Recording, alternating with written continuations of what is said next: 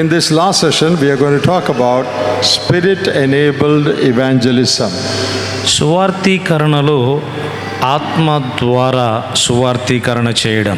Now, evangelism is something that all of us know. సువార్తీకరణ అనేది మనమందరం ఎరుగుదాం. Preaching of the gospel, సువార్తను ప్రకటించడం, outreach ministry, అలాగే బయటకు వెళ్ళి కరపత్రికల ద్వారా పలు మాధ్యమాల ద్వారా సువార్తను అందించడం, helping others to know the truth of the gospel. సువార్త సత్యాన్ని ఇతరులు తెలుసుకోవడానికి సహాయము చేయడం. So all of us are very, very familiar with the concept of evangelism.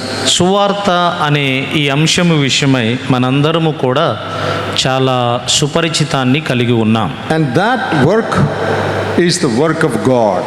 ఈ సువార్తీకరణ అనే ఈ పని, ఇది దేవుని పని. It is called the mission of God. దేవుని పరిచర్య అని సువార్తీకరణ పిలువబడుతూ ఉంది. So it is not a human effort. ఇది మానవ ప్రయాస కాదు, It is a work of God by the power of the Holy Spirit. పరిశుద్ధాత్మ శక్తి ద్వారా జరుగుతున్నటువంటి దేవుని పరిచర్య సువార్తీకరణ. Acts chapter 1 and verse 8 is a good verse when we talk about this subject.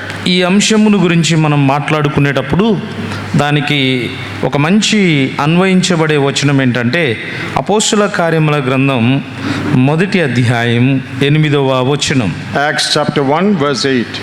అపోస్తుల కార్యముల గ్రంథం 1వ అధ్యాయం 8వ వచనం. You will receive power when the Holy Spirit comes upon you, and you will be my witnesses in Jerusalem and in all Judea and Samaria and to the ends of the earth. అయినను పరిశుద్ధాత్మ మీ మీదకి వచ్చినప్పుడు మీరు శక్తి నొందెదరు గనుక మీరు యెరూషలేములోను యోదయ సమరయ దేశముల యందంతటను బూదిగంతముల వరకును నాకు సాక్షులయ్యుందురని వారితో చెప్పెను.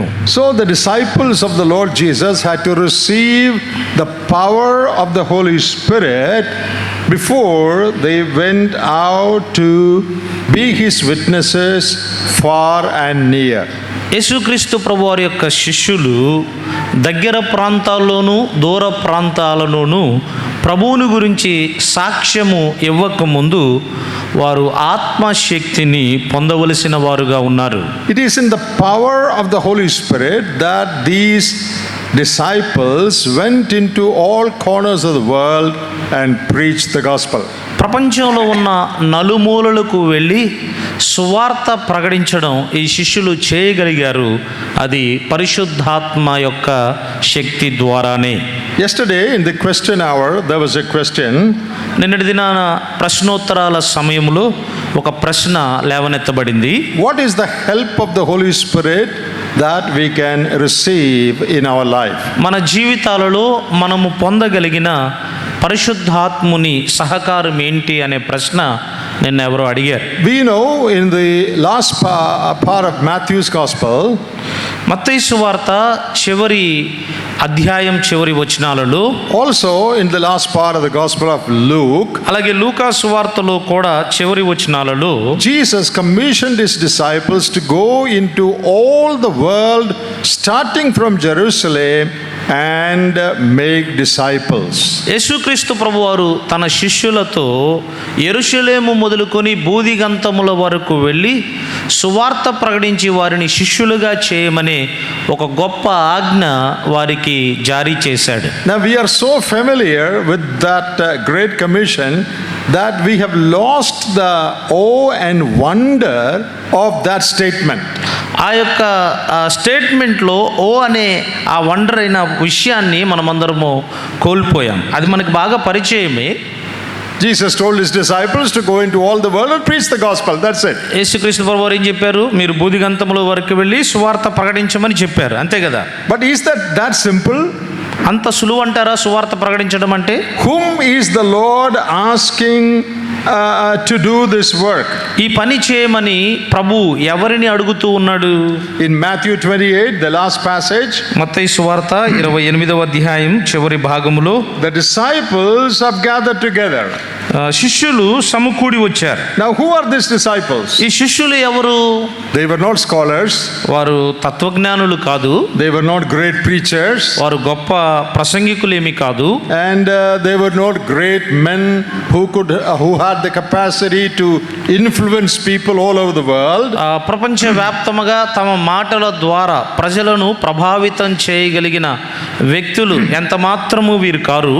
They had to go into all the world and make others their disciples.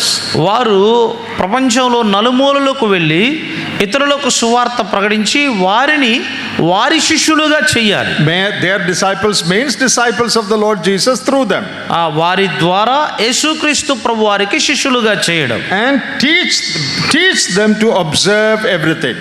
ప్రతి విషయాలు వారు అనుసరించేటట్లుగా వారికి బోధించడం. Now think of the context in which Jesus said this. ఈ ఏ సందర్భంలో యేసు ప్రభు వారి మాటలు చెప్పారో ఆ సందర్భాన్ని జ్ఞాపకం చేసుకోండి. To whom is he telling this? ఆయన ఎవరితో ఈ మాటలు చెప్తున్నాడు? Fishermen, most of them. చేపలు పట్టే వారితో, జాలరులతో. వారు ఎక్కువ శాతం జాలరులే. Probably they did not have a good vocabulary. బహుశా చేపలు పట్టేవారు అంటే వారికి మంచి భాష పదాలు ఉండవు. No charisma to attract people. అలాగే ప్రజలను ఆకర్షించేటువంటి ధైర్యం వారి దగ్గర ఉండదు. And to impress upon people. ప్రజల మీద ఒత్తిడిగా చేసేటువంటి విధానం వారి దగ్గర ఉండదు. They should go into all the world and teach the people. వారు సర్వలోకానికి వెళ్ళి ప్రజలకు బోధించాలి. These people have not gone anywhere. ఈ ప్రజలు ఇప్పటి వరకు వారు ఎక్కడికి వెళ్ళలా. They probably have never left their own locality and gone anywhere. బహుశా వారు కేవలం వారున్న ప్రాంతములోనే తిరిగి ఉంటారు, అంతకు మించి వారు ఎక్కడికి వెళ్ళలేదు. To them Jesus is saying, go into all the world. కాబట్టి వారితో యేసు ప్రభు వారు అంటున్నాడు, మీరు లోకములోనికి వెళ్ళి అంటూ ఉన్నాడు. How can these disciples go into all the world? లోకం అంతటికి లేక సర్వలోకానికి వీళ్ళు ఎలా వెళ్ళగలరు ఈ శిష్యులు? They have not gone anywhere. వారు ఎక్కడికి వెళ్ళాలి ఇప్పటి వరకు? How can they go all over the world? వారు సర్వలోకానికి ఎలా వెళ్ళగలరు? That's not a normal thing. ఇది చిన్న విషయమేమి కాదు. Then how did they go? మరి వారు ఎలా వెళ్ళారు? Moreover, they were not teachers. వారు బోధకులు కూడా కాదు. Jesus is not asking some professors to go and teach everyone. కొద్దిమంది ప్రొఫెసర్లతో మీరు వెళ్ళి బోధించండి అని యేసు ప్రభు వారు చెప్పడం లేదు. No, he is just telling ordinary fishermen. యేసు ప్రభు వారు సామాన్యమైన జాలరులతో బోధించమని చెప్తున్నాడు. So they should go all over the world. వారు సర్వలోకానికి వెళ్ళాలి and teach people. వారు ప్రజలకు బోధించాలి and make them disciples. వారిని శిష్యులుగా చేయాలి. Is it a small thing? ఇది చిన్న సంగతి అంటారా? Come to Luke's Gospel. లూకాసు వార్తకు రండి. Chapter 24. 24వ అధ్యాయం. There the Lord Jesus says the same thing in a different way. ఇక్కడ యేసుక్రీస్తు ప్రభువారు అదే సంగతిని వేరే కోణములో తెలియచేస్తూ ఉన్నారు. He is telling the disciples. ఆయన శిష్యులతో అంటున్నాడు, to go beginning in Jerusalem. యెరూషలేము మొదలుకొని అంటూ ఉన్నాడు. They should preach beginning in Jerusalem to all nations. వారు మొదట యెరూషలేములో ప్రారంభించి సమస్త జనములలో అన్నాడు. All the nations in the world. ప్రపంచములో ఉన్న అన్ని దేశాలలో. They should go to Korea, Mongolia, Africa, white people's country. They should go to India, all these places. వారు కొరియా వెళ్ళాలి, మంగోలియా వెళ్ళాలి, ఆఫ్రికా వెళ్ళాలి, అలాగే తెల్లవారు నివసించే దేశాలకు వెళ్ళాలి, భారతదేశానికి రావాలి. ఈ దేశాలన్నిటిలో వారు ప్రకటించాలి. Are they used to traveling abroad? వారు వేరే దేశాలకు ప్రయాణం చేసే అలవాటును కలిగి ఉన్నారా? They haven't left their own place. వారు ఇప్పటికీ వారి సొంత ప్రాంతాలను ఎన్నడూ విడిచిపెట్టిన వారు car. They don't have the knowledge or the capacity to teach others. ఇతరులకు బోధించే జ్ఞానం కానీ సామర్థ్యము కానీ వారికి లేదు. You know, if you really think about what Jesus said, యేసు ప్రభు వారు ఏదైతే చెప్పాడో దాని గురించి మనం ఆలోచన చేస్తే, how can these fishermen go all over the world? ఈ జాలరులు ఎలాగూ వీరు సర్వలోకానికి వెళ్ళగలుగుతారు? How can they preach? వారు ఎలా బోధించగలుగుతారు? How can they teach others? వారు ఇతరులకు ఎలా బోధించగలుగుతారు? Who will listen to them? వారి మాటలు అసలు ఎవరు వింటారు? How can they make people observe all that Jesus taught? యేసు ప్రభు వారు బోధించిన సంగతులన్నీ కూడా ఈ ప్రజలు చేసేటట్లుగా, అనుసరించేటట్లుగా వీరు ఎలా చేస్తారు? How can they make disciples? వారిని ఎలా శిష్యులుగా చేస్తారు? Impossible. ఇది అసాధ్యం. But all that happened. అయితే అవన్నీ జరిగాయి. It is believed that St. Thomas came to India and Pakistan. తోమా గారు భారతదేశానికి వచ్చారు, పాకిస్తాన్కి వచ్చారని నమ్మబడుతూ ఉంది. And many other disciples, apostles went to different parts of the world. అలాగే అపోస్తలులు వివిధ రకాలైన దేశాలకి వారు వెళ్ళడం జరిగింది ప్రపంచం. They preached and taught. వారు వెళ్ళారు, ప్రసంగించారు, బోధించారు. People got saved. ప్రజలు రక్షించబడ్డారు. They had disciples. వారు శిష్యులను తయారు చేశారు. Churches were formed. సంఘాలు లేక మందిరాలు ఏర్పాటు చేయబడ్డాయి. How did that happen? ఇవన్నీ ఎలా జరిగాయి? There's only one answer. దీనికి ఒకే ఒక జవాబు: Divine power.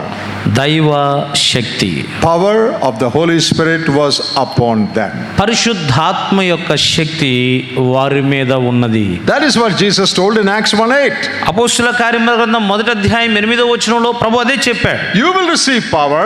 మీరు పరిశుద్ధాత్మ నింపబడినప్పుడు లేక ఆత్మ చేత శక్తి And నొందినప్పుడు you will be my witnesses in Jerusalem, మీరు యెరూషలేములో నాకు సాక్షులుగా ఉంటారు. Judea, Samaria, యోదయ సమరయలలోను and to the ends of the earth. భూదిగంతముల వరకు అన్నాడు. Make disciples of all nations. అన్ని దేశాలలో ఉన్న వారిని శిష్యులుగా చేయమన్నాడు. That happened. అది జరిగింది. How did that happen? అది ఎలా జరిగింది? Was it by their power? But was it by their power? వారి శక్తి ద్వారానా? Their knowledge? వారి జ్ఞానం ద్వారానా? Their ability? వారి సామర్థ్యం ద్వారానా? No, they were just ordinary men, probably unlearned men. అవేమీ కాదు, వారు సామాన్యమైన ప్రజలే. How could they influence these people? మరి ఈ ప్రజలు ఎలా ప్రభావితం చేయగలిగారు? Only one answer. ఒకే ఒక జవాబు: Their evangelism was spirit-enabled evangelism. వారి సువార్తీకరణ అనేది ఆత్మ చేత ప్రేరేపింపబడిన సువార్తీకరణ. Power of the Holy Spirit came upon them. పరిశుద్ధాత్మ యొక్క శక్తి వారి మీదకు వచ్చింది.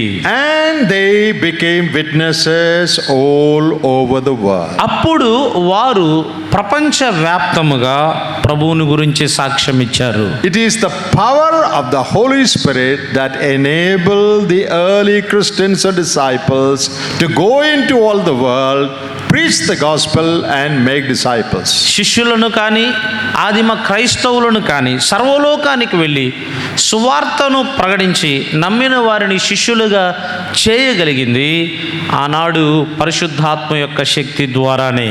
Then after these disciples, the greatest preacher was Apostle Paul. ఈ శిష్యుల తర్వాత ఉన్న గొప్ప బోధకుడు ఎవరు అంటే అపోస్తలుడైన పౌలు. In 1 Corinthians chapter 2, తిమోతి మొదటి పత్రిక 2వ అధ్యాయంలో, 1 Corinthians chapter 2, కొరింథీ 2వ పత్రిక 2వ అధ్యాయంలో, 1 Corinthians chapter 2, కొరింథీ మొదటి పత్రిక 2వ అధ్యాయం when you read verses 1 to 5, మొదటి వచనం నుండి 5వ వచనం వరకు మనం చదివినప్పుడు Paul tells them what he preached. పౌలు ఏమి ప్రసంగించాడో వారికి తెలియచేస్తూ ఉన్నాడు. Verse 2, for I determined not to know anything among you except Jesus Christ and him crucified.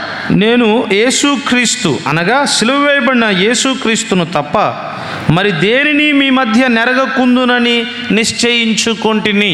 One man was crucified in Jerusalem. యెరూషలేములో ఒక వ్యక్తి సిలువ వేయబడ్డాడు. That is what Paul is preaching.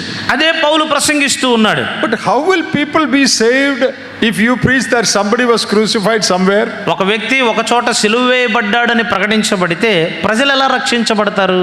Paul says, I preach Christ crucified. పౌలు ఏమంటున్నాడు?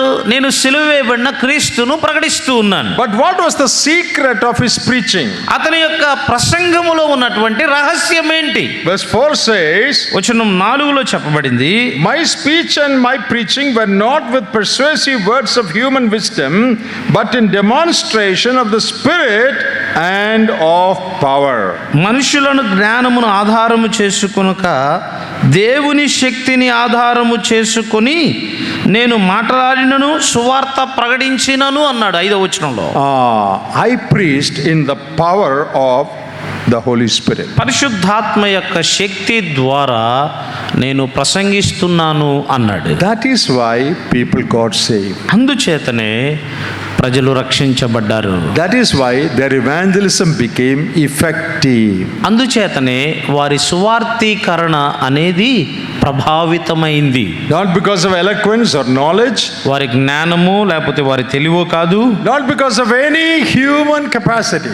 ఏ మానవ సంబంధమైన సామర్థ్యాన్ని బట్టి కాదు. Only one explanation. ఒకే ఒక వివరణ. He preached Christ crucified and people got saved.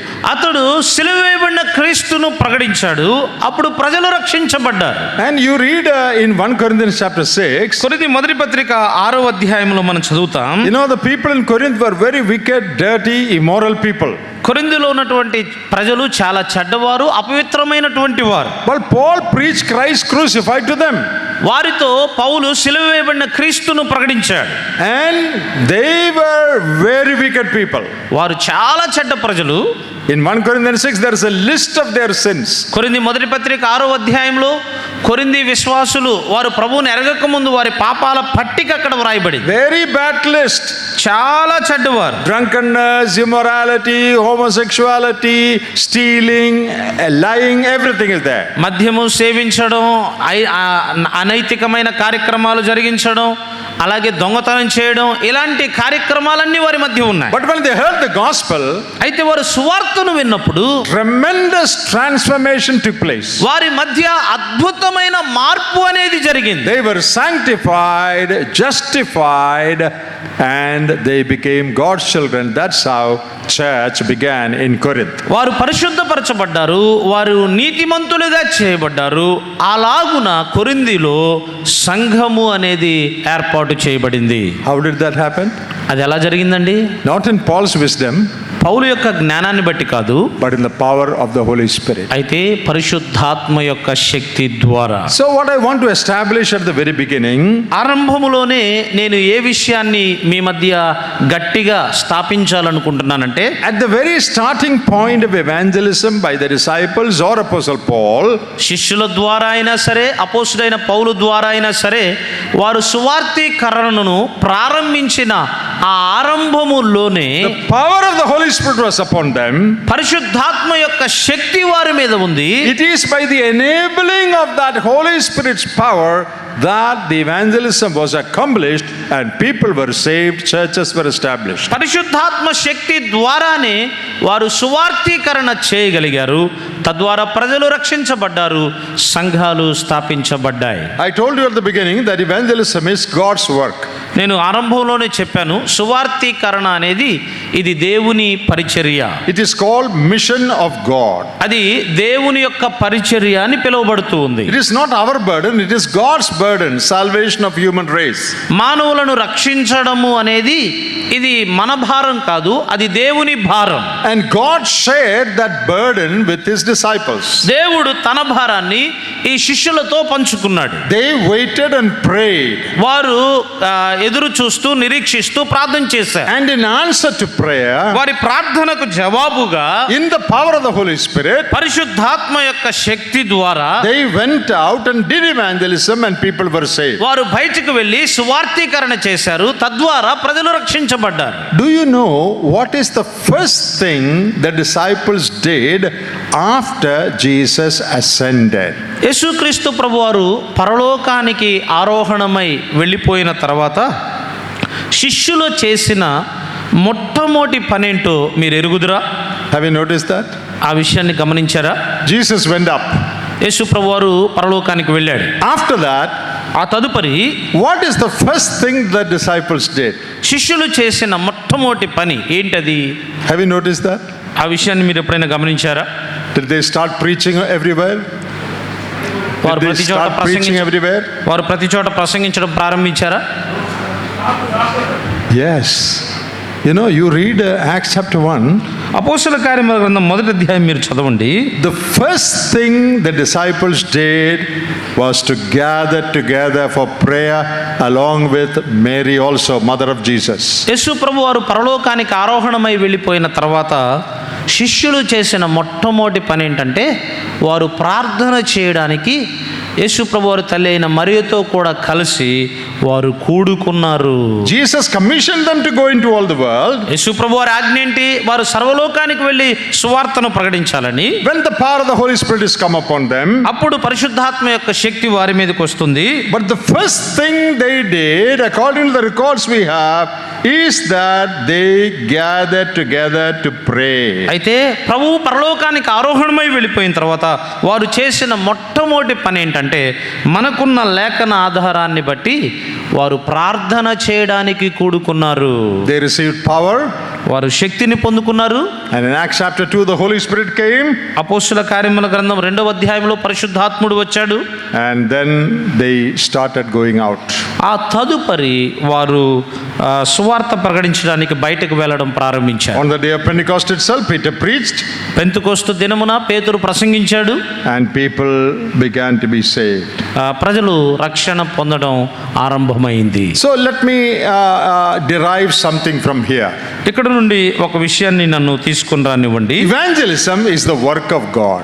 సువార్తీకరణ అనేది ఇది దేవుని పని. The burden, the concept begins in the heart of God. ఈ భారము, ఈ ఉద్దేశము అనేది దేవుని హృదయము నుండి ఆరంభమవుతూ ఉంది. And God shares that burden with people. దేవుడు ఆ భారాన్ని ప్రజలతో అనగా శిష్యులతో పంచుకున్నాడు. They pray it back to God. వారు తిరిగి మరలా దేవునికి ప్రార్థన చేశారు. In answer to their prayers, God enables them by the Spirit to operate, to work. వారి ప్రార్థనకు జవాబుగా వారు నడిపించబడేటట్లు లేక వారు పరిచర్యను జరిగించేటట్లు దేవుడు పరిశుద్ధాత్మ ద్వారా వారిని బలపరుస్తూ ప్రేరేపిస్తూ ఉన్నాడు. This is a model of the work of God in the Bible. బైబిల్లో దేవుని పని విషయమైన మాదిరి ఇది. Now look at the ministry of Moses. మోషే పరిచర్యను గమనించండి. Delivering the people of Israel from Egypt. ఇశ్రాయేలు జనాంగాన్ని ఐగుప్తు బానిసత్వం నుండి విడిపించే పరిచర్య. And take them to Canaan. వారిని ఐగుప్తు నుండి విడిపించి కనానుకు తీసుకుని వెళ్ళడం. Whose project is that? ఇది ఎవరి పని, ఎవరి పరిచర్య? Is it Moses' project? ఇది మోషే పని అంటారా? Did Moses tell God, God, it's a good idea if we can deliver these people and take them there? మోషే దేవునితో చెప్పాడా, దేవుడా మరి ఈ ప్రజలను ఐగుప్తు నుండి విడిపించి కనానుకు తీసుకెళ్ళటం మంచిది అని మోషే దేవునితో చెప్పాడా? That is not Moses' idea. అది మోషే ఆలోచన కాదు. It is God's idea. అది దేవుని ఆలోచన. I will take them from here and take them there. నేను వారిని ఇక్కడి నుండి తీసుకుని వెళ్ళి అక్కడికి తీసుకుని వెళ్తాను. And I will give you divine power to go and do miracles and deliver them. వారిని విడిపించడానికి నీవు అద్భుతాలు అక్కడ చేయడానికి దైవ శక్తిని నేను నీకు అనుగ్రహిస్తానన్నాడు. It is God's work done through his servant. తన సేవకుడైన ద్వారా, తన సేవకుని ద్వారా దేవుని మాట ప్రకారం దేవుని ద్వారా కార్యం జరిగించబడింది. Think of Nehemiah's project. Nehemiah చేసిన పని గురించి ఆలోచన చేయండి.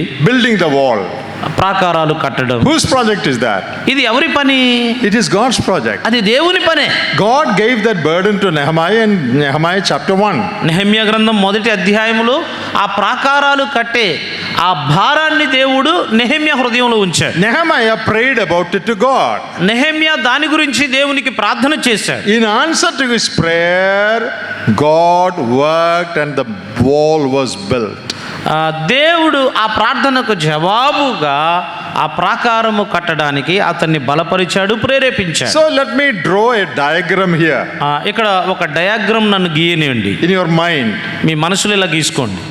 Up there is God, పైన దేవుడు ఉన్నాడు, God's heart. దేవుని హృదయం ఉంది. That is where the burden begins. అక్కడ ఈ భారం అనేది ఆరంభమవుతుంది. Burden to save people. ప్రజలను రక్షించాలనే భారం.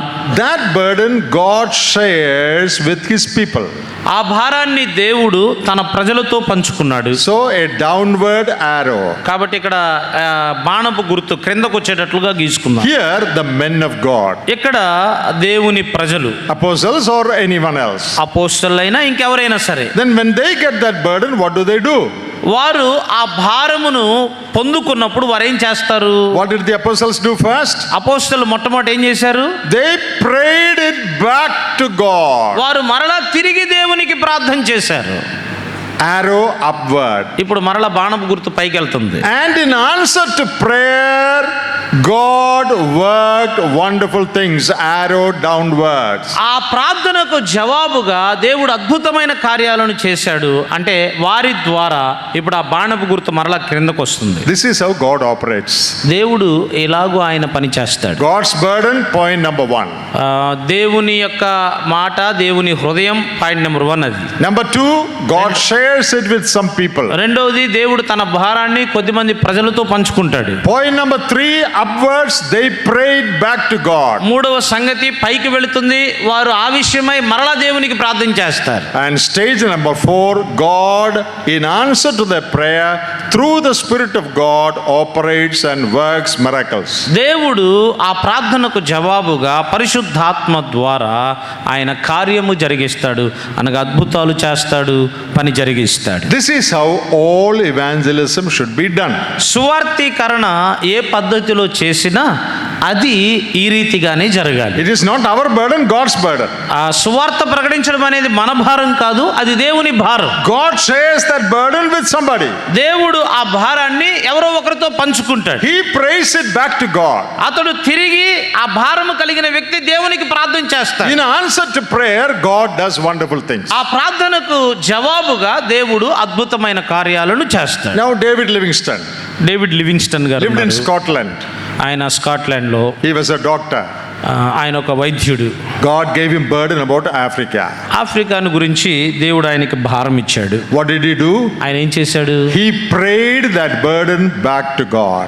ఆయన పొందుకున్న భారము విషయమై తిరిగి దేవునికి ప్రార్థన చేశాడు. In answer to that prayer, God took him through the power of the Holy Spirit, sent him to Africa and did wonderful things. ఆ ప్రార్థనకు జవాబుగా దేవుడు ఈ డేవిడ్ లివింగ్స్టన్ గారిని ఆత్మ సహాయముతో ఆఫ్రికాకు తీసుకుని వెళ్ళి అక్కడ చాలా అద్భుతమైన కార్యాలు జరిగించాడు. This is a model of evangelism that is spirit enabled. సువార్తీకరణ జరిగించడానికి మాదిరి ఏంటి అంటే, లేక పరిశుద్ధాత్మ ప్రేరేపణ ద్వారా ఇలాంటి మాదిరి అయిన సువార్తీకరణ చెయ్యాలి. Now let me tell you the wrong model. ఇప్పుడు సరికాని పద్ధతి ఏంటో నేను తెలియచేస్తాను. Then you will understand. అప్పుడు మీకు అర్థమవుతుంది. Somebody from America says, America నుండి ఎవరో అంటారు, if you go and work in Vijayawada, we will support you. ఇదిగో మీరు వెళ్ళి విజయవాడలో పని చేయండి, మేము మీకు సహకరిస్తాము అంటారు. How much do you need monthly? పాడు. Monthly, how much do you need? నెలకి నీకు ఎంత కావాలి? Go to all the villages and work. అన్ని గ్రామాలకు వెళ్ళి పని చేయండి. Give us reports, monthly report. ప్రతి నెల మీరు సేవా సమాచారాన్ని మళ్ళీ మాకు చెప్పాలి. Accordingly, we will be sending money. దాని ప్రకారంగా నీకు మేము సొమ్ము పంపిస్తూ ఉంటాం. Good idea. ఇది మంచి ఆలోచన కదా. Someone has promised to sponsor my work.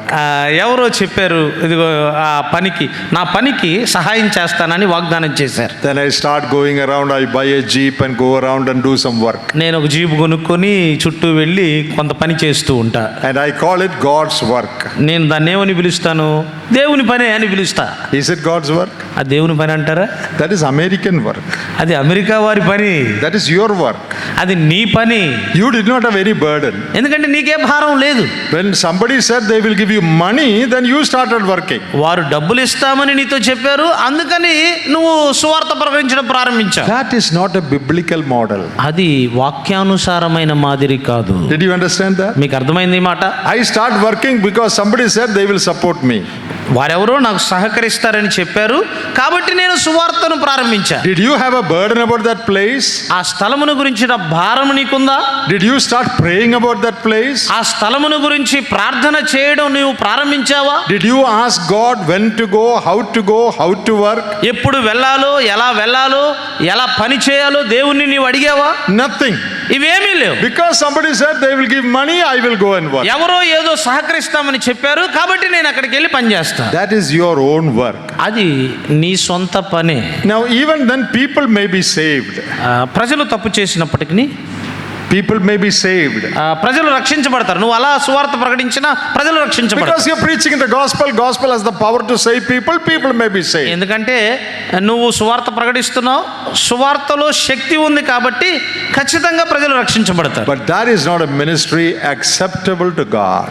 అయితే అది దేవుడు ఆమోదయోగ్యమైన పరిచర్య కాదు. No burden, ఏ భారం లేదు, no prayer, ఏ ప్రార్థన లేదు, no leading from God. దేవుని నుండి ఎటువంటి నడిపింపు లేదు. Because somebody said they'll give money, you are working. ఎవరో డబ్బులు ఇస్తామని చెప్పారు, అందుకని మీరు పని చేస్తున్నారు. And when there somebody stops money, ఆ డబ్బులు ఇచ్చేవారు డబ్బులు పంపడం ఆపివేశారు అనుకోండి, your work also will stop. మీ పని కూడా ఆగిపోద్ది. Your work depends on their money. అంటే నీ పని వారిచ్చే సొమ్ము మీద ఆధారపడి ఉంటుంది. You know, one good thing about the Brethren Assemblies evangelism is, brethren సంఘాలకు సంబంధించి ఈ సువార్తీకరణ విషయంలో ఒక మంచి సంగతి ఏంటంటే, generally our ministries do not depend on foreign support. సహజంగా మన సంఘాల ద్వారా జరిగే పరిచర్య అదేదైనా సరే వేరే దేశాల నుండి వచ్చే సొమ్ము మీద ఆధారపడి ఉండవు. Now some of our people may from abroad may be helping. There's nothing wrong in that. బహుశా కొద్దిమంది మన సహవాసానికి సంబంధించిన ప్రజలు సహకరిస్తున్నారేమో, అందులో తప్పేమీ లేదు. But generally our assembly work is supported by our own people. అయితే సహజంగా చెప్పుకుంటే మన స్థానిక సంఘాలలో మన పరిచర్యకు మన విశ్వాసులే సహకారులుగా ఉంటారు. Our workers generally are not working because somebody said they will support. మన సంఘాలలో ఉన్న సువార్థికులు ఎవరో సహకరిస్తున్నారు కాబట్టి వీరు సువార్థీకరణ చేయడం లేదు. There may be exceptions. బహుశా కొన్ని అలాంటివి ఉండొచ్చు. But if foreign support stops, much of the gospel work conducted by many groups will stop. అయితే ఈ బయట దేశాల నుండి సొమ్ము పంపే అటువంటి వారు ఆపివేస్తే ఈ చాలా వివిధ రకాలైన క్రైస్తవ శాఖలు ఉన్నాయి, సువార్త ప్రకటించే క్రైస్తవ శాఖలు, వారు సువార్త ప్రకటించడం కూడా ఆగిపోతుంది. I think our work will not stop because we are not largely dependent on foreign support. అయితే నేనేమనుకుంటున్నానంటే మన సంఘాల ద్వారా సువార్త ప్రకటించబడడం అనేది ఆగిపోదు. ఎందుకు అంటే మన సంఘాలు వేరే దేశాల నుండి వచ్చే సొమ్ము మీద ఆధారపడి లేవు. Evangelism should be primarily spirit enabled evangelism. సువార్తీకరణ అనేది ప్రాథమికంగా పరిశుద్ధాత్మ ద్వారా ప్రేరేపింపబడిన పనిగా ఉండాలి. Burden God shares with people. భారము దేవుడు ప్రజలతో పంచుకుంటాడు. They prayed back to God and seek God's leading. ఆ విషయమై తిరిగి మరలా దేవుని నడిపింపు కొరకై మనం ప్రార్థన చేస్తాం. And God in answer to the prayer does wonderful things through the power of the Holy Spirit. దేవుడు ఆ ప్రార్థనకు జవాబుగా పరిశుద్ధాత్మ శక్తి ద్వారా అద్భుతమైన కార్యాలు ఆయన జరిగిస్తారు. So it is God or the Holy Spirit who is the primary agent of that evangelistic work. కాబట్టి ఆ సువార్త పరిచర్యలో ప్రాథమికముగా సహాయం చేసేవారు ఎవరు అంటే పరిశుద్ధాత్మ దేవుడే. Yes, we need money, but money is the most important thing. మనకి డబ్బు అవసరమే, డబ్బు చాలా ముఖ్యమైనదే. Work done in the power of the Holy Spirit. అయితే సువార్తీకరణ అనేది పరిశుద్ధాత్మ శక్తి ద్వారా జరగాలి. Now, very often we depend on so many other things other than the power of the Holy Spirit. చాలాసార్లు పరిశుద్ధాత్మ శక్తి కంటే ఎక్కువగా వేరే వాటి మీద మనం ఆధారపడుతూ ఉంటాం. I once read an article. ఒకసారి నేను ఒక ఆర్టికల్ చదివాను. There was a man, a believer, young man. ఒక యవనస్తుడైనటువంటి విశ్వాసి, He had a friend who was an evolutionist. ఒక పరిణామ సిద్ధాంతము అనుసరించే ఒక స్నేహితుడు ఉన్నాడు. And he wanted him to know the Lord. ఆ పరిణామ సిద్ధాంతం అనుసరించే వ్యక్తిని ఈ యవన విశ్వాసి ప్రభు గురించి అతడు తెలుసుకోవాలనుకున్నాడు. So he wanted to convince him that the theory of evolution is wrong. కాబట్టి ఈ యవన విశ్వాసి ఆ పరిణామ సిద్ధాంతాన్ని అనుసరించే స్నేహితునితో నీ పరిణామ సిద్ధాంతం అనేది తప్పు అని తెలియచేయాలనుకున్నాడు. But how can I convince him? కానీ అతన్ని ఎలా నేను ఒప్పించగలను? Now, at that time, ఆ సమయంలో a new pastor came to his church. ఒక క్రొత్త పాస్టర్ గారు వారి సంఘానికి వచ్చాడు. That pastor is a very learned man. He is well versed in evolution. ఆ పాస్టర్ గారు చాలా చదువుకున్న వ్యక్తి. ఈ పరిణామ సిద్ధాంతం మీద అతనికి మంచి అవగాహన ఉంది. Then this brother told that pastor, ఇప్పుడు ఈ సహోదరుడు ఆ పాస్టర్ గారితో చెప్పాడు, next Sunday I will bring a friend of mine. ఇదిగో వచ్చే ఆదివారం నేను నా స్నేహితుడిని ఒకరిని తీసుకుని He is a వస్తాను. great evolutionist. వాడు పరిణామ సిద్ధాంతాన్ని చాలా బాగా నమ్ముతాడు. You are an expert in evolution. నీవు పరిణామ సిద్ధాంతంలో మంచి అనుభవం కలిగిన వాడు. So next week when you preach, you must prove that evolution is wrong. ఇదిగో వచ్చే ఆదివారం నీవు ప్రసంగించేటప్పుడు ఈ పరిణామ సిద్ధాంతము తప్పు అని ఆధారాలతో నువ్వు రుజువు చేయాలి. Preach against it. కాబట్టి అతనికి విరోధంగా నీవు ప్రకటించాలని చెప్పాడు. Let my friend come and hear. కాబట్టి నా స్నేహితుడు వచ్చి ఆ ప్రసంగం వినేటట్లుగా నువ్వు ప్రసంగించాలన్నాడు. The pastor said, okay, I will see.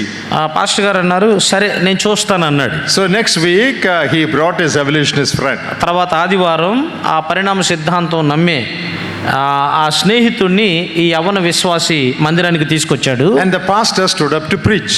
Pastor గారు ప్రసంగం చేయడానికి నిలబడ్డాడు. In all his message, he did not say a word about evolution.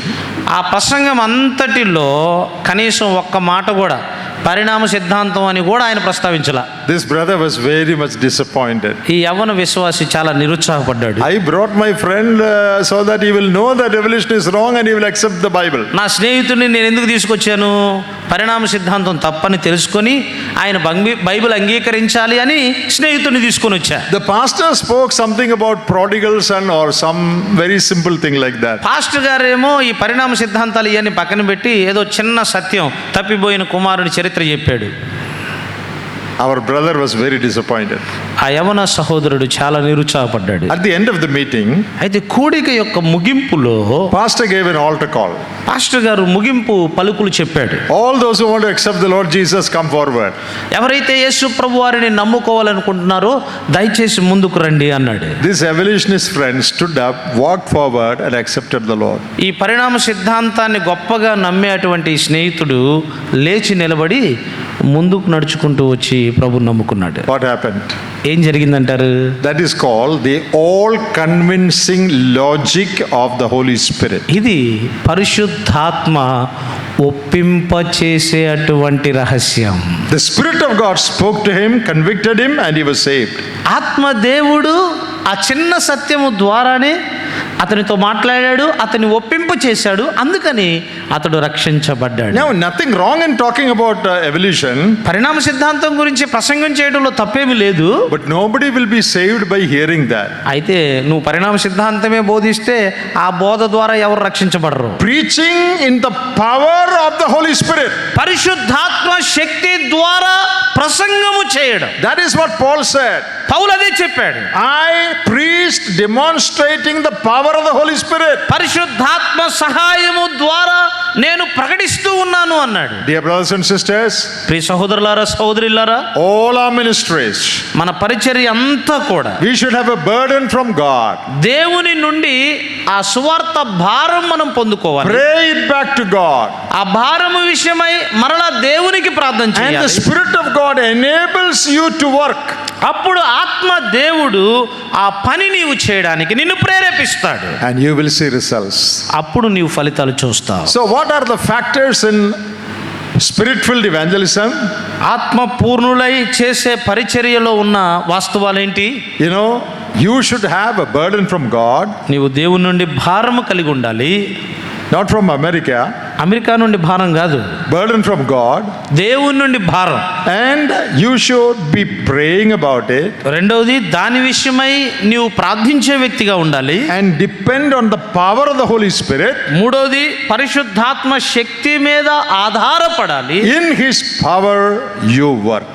ఆయన శక్తిలో నీవు ఆ సువార్తను ప్రకటించాలి. You know, in Matthew chapter 9, మత్తయి సువార్త 9వ అధ్యాయంలో verses 36-38, 36-37 వచనాల్లో the Lord is telling, ప్రభు అంటున్నాడు, harvest is plenty, workers are few.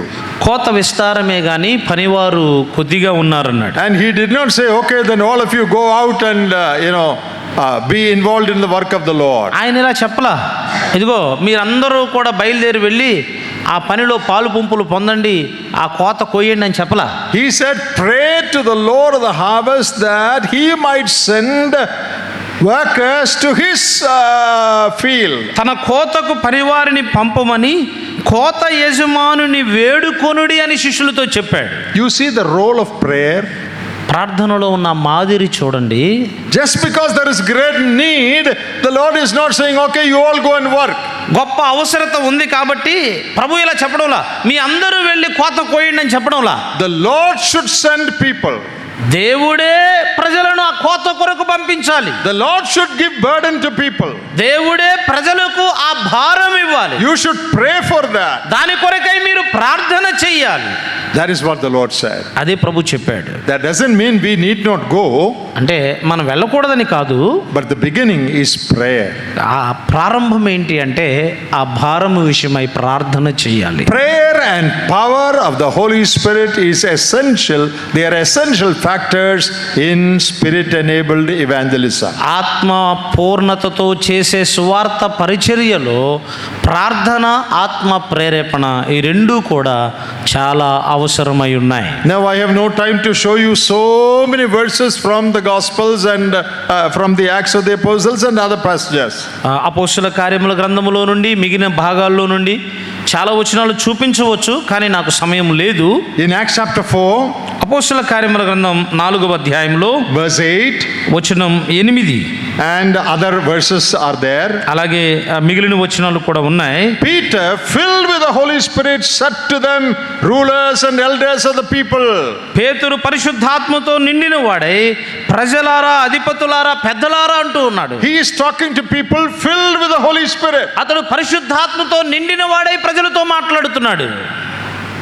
In the early days, there were miracles to convince people that this gospel is from God. ఈ సువార్త దేవుని నుండి ప్రకటించబడుతుంది అని ప్రజలకు రుజువు చేయడానికి ఆరంభ దినాలలో అద్భుతాలు ఉన్నాయి. Hebrews chapter 2 verses 3 and 4. Hebrew పత్రిక 2వ అధ్యాయం 3-4 వచనాలలో, You know, the gospel was confirmed to us, and it says by various miracles and gifts of the Holy Spirit. పరిశుద్ధాత్మ యొక్క వివిధ రకాలైన ఆ కృపావరాల ద్వారా లేక స్వస్థతల ద్వారా, అద్భుతాల ద్వారా ఈ దేవుని సువార్త రూఢి చేయబడిందనే మాటలు 3-4 వచనాలు మనం Gospel was చూస్తాం. confirmed by the work of the Holy Spirit. పరిశుద్ధాత్మ యొక్క కార్యము ద్వారా సువార్త రూఢి చేయబడింది. And when they went out, there were a lot of persecution. వారు బయటకు వెళ్ళినప్పుడు వారికి చాలా శ్రమలు ఎదురయ్యాయి. And in Acts chapter 4, అపోస్తల కార్యముల గ్రంథం 4వ అధ్యాయంలో verses 29 to 31, 29 నుండి 31 వరకు మనం చదివినప్పుడు, when they faced threats, వారు సమస్యలు ఎదుర్కొన్నప్పుడు they got courage by the Holy Spirit. పరిశుద్ధాత్మ ద్వారా వారు ధైర్యాన్ని పొందుకున్నారు. We read they were filled with the Holy Spirit and spoke the word of God boldly. వారు పరిశుద్ధాత్మతో నిండిన వారై దేవుని వాక్యాన్ని ధైర్యముగా ప్రకటించారనే మాటలు మనం So చదువుతాం. boldness and power to preach the gospel comes through the power and the fullness of the Holy Spirit. సువార్త ప్రకటించడం, ధైర్యంగా సువార్తను చెప్పడము అనేది, ఈ సాహసం, ఈ ధైర్యం పరిశుద్ధాత్మ ద్వారానే మనకు అనుగ్రహించబడుతుంది. When they caught hold of Stephen వారు స్టెఫన్ని పట్టుకున్నప్పుడు in Acts chapter 6 అపోస్తలుల కార్యముల గ్రంథం 6వ అధ్యాయం verses 9 to 10, 9వ వచనం నుండి 10వ వచనం వరకు మనం when చదివినప్పుడు, they argued with Stephen, స్టెఫనుతో వారు వాదోపవాదాలు చేసినప్పుడు their mouths were shut because Stephen spoke wisdom by the Spirit of God. ఆత్మ ద్వారా స్టెఫను జ్ఞానమును తెలియచేశాడు కాబట్టి వారి నోర్లు మూయబడ్డాయి. Wisdom given by the Holy Spirit. పరిశుద్ధాత్మ ద్వారా జ్ఞానం ఇవ్వబడింది. In the mission field, పరిచర్యలో we read the apostles or the early evangelists guided by the Holy Spirit. అపోస్తలులైన ఆరంభ సువార్తికులైన పరిశుద్ధాత్మ ద్వారా వారు నడిపించబడ్డారు. Acts chapter 8 verse 29. అపోస్తలుల కార్యముల గ్రంథం 8వ అధ్యాయం 29వ వచనం, The Spirit told Philip, go near that chariot and walk, the eunuch's chariot. ఆత్మదేవుడు ఫిలిప్పుతో ఆ నపుంసకుని యొక్క రథము దగ్గరికి వెళ్ళమని చెప్పాడు. In Acts chapter 13 verse 2, అపోస్తలుల కార్యముల గ్రంథం 13వ అధ్యాయం 2వ వచనంలో the Holy Spirit said, set apart Barnabas and Saul for the work to which I have called them. బర్నబాను సౌలును నేను పిలిచిన పని కొరకు ప్రత్యేకించుడని పరిశుద్ధాత్మ దేవుడు తెలియచేశాడు. So the Spirit of God calls and He guides each step of the way. కాబట్టి పరిశుద్ధాత్మ దేవుడు సువార్త కొరకై ఆయన పిలుస్తాడు, సువార్తీకరణలో ఆయన నడిపిస్తాడు. And He gives them wisdom to talk in the midst of persecution. శ్రమల మధ్య, శోధనల మధ్య, ఎదిరించే వారి మధ్య నిలబడి సువార్తను ప్రకటించడానికి పరిశుద్ధాత్ముడు జ్ఞానాన్ని ఇస్తాడు. And when there were problems in the early church, ఆరంభ సంఘములో, ఆదిమ సంఘములో సమస్యలు ఉన్నప్పుడు in order to resolve those problems, the Spirit of God helped them. ఆ సమస్యలను పరిష్కరించడానికి ఆత్మ దేవుడు వారికి సహాయం చేశాడు. Acts chapter 15 verse 28. అపోస్తలుల కార్యముల గ్రంథం 15వ అధ్యాయం 21వ వచనం, It seemed good to the Holy Spirit and to us పరిశుద్ధాత్మ మాకును మంచిగా ఉండెను అనే మాటలు చూస్తూ ఉన్నాం. that things should be done in this particular way. ప్రతిదీ కూడా ఈ విధానములో జరగాలి. In the mission field, పరిచర్యలో when they had to go to new spheres, వారు క్రొత్త ప్రాంతాలకు వెళ్ళాల్సి వచ్చినప్పుడు in Acts chapter 10, అపోస్తలుల కార్యముల గ్రంథం 10వ అధ్యాయములో in order to go for the first time with the gospel to the Gentiles, అన్యుల మధ్యకి మొట్టమొదటిసారి సువార్త ప్రకటించబడాల్సిన అవసరత వచ్చినప్పుడు through a vision, the Spirit spoke to Peter and asked him to go to Cornelius' house. ఒక దర్శనము ద్వారా ఆత్మ దేవుడు పేతురుతో మాట్లాడి కొర్నేలి ఇంటికి వెళ్ళమని చెప్పాడు. In Acts chapter 13 అపోస్తలుల కార్యముల గ్రంథం 13వ అధ్యాయములో and verse 52, వచనం 52లో, even in the midst of difficulties, the Spirit of God gave the disciples great joy. కష్టాల మధ్య ఆత్మ దేవుడు శిష్యులకు ఆనందాన్ని ఇచ్చాడు. That is there in Acts chapter 20 also. అపోస్తలుల కార్యముల గ్రంథం 20వ అధ్యాయంలో కూడా ఆ సంగతి మనం చూస్తాం. Verses 22 and 23. 20వ అధ్యాయం 22, 23 వచనాలు. In the midst of oppositions, they had great power. సమస్యల మధ్య, వ్యతిరేకతల మధ్య వారు గొప్ప శక్తిని కలిగి ఉన్నారు. Acts 4:31, they experienced the power of the Holy Spirit in prayer. అపోస్తలుల కార్యముల గ్రంథం 4వ అధ్యాయం 31వ వచనంలో ప్రార్థనలో వారు పరిశుద్ధాత్మ శక్తిని అనుభవించారు. And conviction, convicting sinners is the work of the Holy Spirit.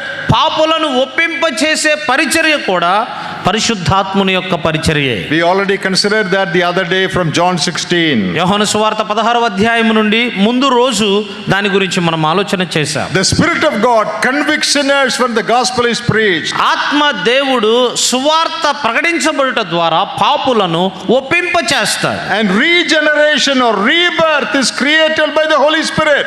తిరిగి జన్మించుట, నూతన జన్మ అనేది ఇది కూడా పరిశుద్ధాత్మ ద్వారానే జరుగుతుంది. In John chapter 3 verses 5 to 8 we read that. యోహాను సువార్త 3వ అధ్యాయం 5 నుండి 8 వచనాల్లో ఆ సంగతులు మనం చదువుతాం. You must be born again. నీవు తిరిగి జన్మించాలి. And there it says, అక్కడ ఇలా వ్రాయబడింది, it is so with everyone born of the Spirit. ఆత్మ మూలముగా జన్మిస్తే తప్ప అనే మాట. Titus chapter 3 తీతు పత్రికలో when you read verses 4 to 6, 4 నుండి 6 వచనాలు, 3వ అధ్యాయం 4 నుండి 6 వచనాలు మనం చదివినప్పుడు we read of the Holy Spirit in connection with rebirth. నూతన జన్మకు తిరిగి జన్మించడానికి సంబంధించి అక్కడ మనం పరిశుద్ధాత్మ విషయంలో చదువుతాం. So what all do we read? వీటన్నిటిలో మనం ఏం చదువుతున్నాం? Spirit gives burden, God gives them burden. దేవుడు భారం ఇస్తాడు, People pray to God. ప్రజలు దేవునికి ప్రార్థన చేస్తారు, God enables them by the Spirit of God. దేవుడు ఆత్మ ద్వారా వారిని ప్రేరేపిస్తాడు, They go and work. వారు వెళ్ళి పరిచర్య The చేస్తారు. power of the Holy Spirit is upon them. పరిశుద్ధాత్మ శక్తి వారి మీద ఉంటుంది. And when they preach, వారు ప్రసంగించినప్పుడు, in the power of the Holy Spirit, పరిశుద్ధాత్మ శక్తి ద్వారా ప్రసంగించినప్పుడు Spirit of God convicts people. ఆత్మ దేవుడు ప్రజలను ఒప్పింప చేస్తాడు, And people are saved. అప్పుడు ప్రజలు రక్షించబడతారు. When they go to different places, వారు వివిధ రకాలైన స్థలాలకు వెళ్ళినప్పుడు Spirit of God guides them. ఆత్మ దేవుడు వారిని నడిపిస్తాడు. Go here, don't go there. ఇదిగో ఇక్కడికి వెళ్ళండి, ఇక్కడికి వెళ్ళకండి. In the midst of oppositions, వ్యతిరేకతల మధ్య Spirit of God fills them with joy ఆత్మ దేవుడు వారిని ఆనందముతో నింపుతాడు, and gives them power to speak. వారు బోధించడానికి లేక ప్రకటించడానికి శక్తిని ఇస్తాడు. Spirit of God convicts people. ఆత్మ దేవుడు ప్రజలను ఒప్పింప It చేస్తాడు, regenerates people. ప్రజలను తిరిగి జన్మింప చేస్తాడు. All work of the Holy Spirit. ఇవన్నీ కూడా పరిశుద్ధాత్మ కార్యములే. Acts of the Apostles is actually acts of the Holy Spirit. అపోస్తలుల కార్యములు అనేవి వాస్తవానికి పరిశుద్ధాత్మ కార్యములే. Now, there are many verses that talk about these things. ఈ విషయాలను గురించి తెలియచేసే వచనాలు లేఖనాలు చాలా ఉన్నాయి. We just looked at a few of them.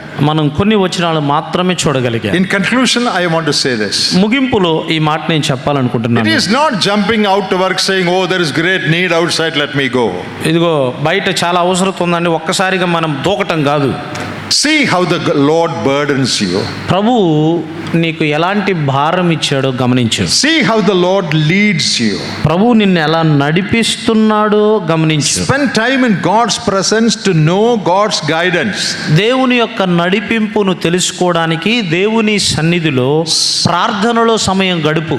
See how the Holy Spirit leads you.